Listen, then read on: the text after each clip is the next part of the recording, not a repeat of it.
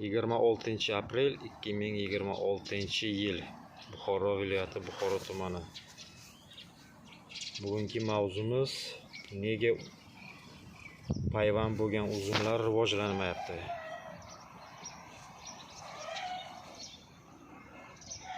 Mana misolida mana shu payvand bo'lgan. Mana shu payvand bo'lgan uzum mana. Mana shu, mana bu, mana bunisi. Uchalasi ham bir kunda payvand bo'lgan.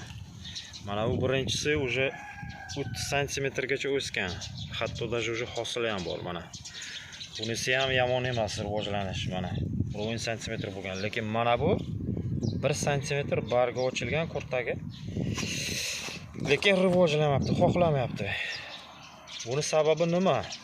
Buni sababi ichida kana bor buni. Trip, voyilishni klesh, pautinni klesh, zarar kunandalar bor ichida, o'sha kurtagini ichida, bargida bu o'shani surib, suvni haligi shimib o'tiribdi-da, o'sha soqi deylar-ku. Уже o'sishga qo'ymayapti mana buni. Shuning uchun o'smayapti, rivojlanmayapti. Buni rivojlanishi uchun bunga dorisi kerak, Vetaptekada. Vetaptekada bor Insecticide Vertimex. Syngenta kompaniyani preparati Vertimex. 1 ml o'sha preparatdan olamiz, 1 litr suvga qo'shiladi. Keyin yaxshilab ustidan, tagidan, o'sha bargini tagidan ham xullas o'sha kurtaklar ham yaxshilab ishlov beriladi. Bu ishni faqat o'sha kechqurunroq qilish kerak. Quyosh botgandan keyin shamol bo'lmasligi kerak, yomg'ir bo'lmasligi kerak, shunga o'xshab yaxshilab sepgandan keyin ikkinchi marta 7-10 kundan keyin sepish kerak. Xullas 2 marta sepgandan keyin yo'qoladi o'sha kanalar, kleshlar, shunga o'xshagan hasharot zarar kunandalar, keyin bu уже o'sishni boshlanadi. Уже bir haftadan keyin уже bilinadi, o'zi sekin-sekin rivojlanadi. Mana shu savollaringizga mana shu javob. Nega o'smayapti payvandlar? Sababi ana shu, aniq. Uni ishlov berilishi kerak. Ishlov berilgandan keyin xudo xohlasa обязательно ko'karib ketadi. Bunga o'sha vaqtim bo'lmadi mana. Ishlar bilan chalg'itib ketdim, ovora bo'lib qolib ketdi. Buni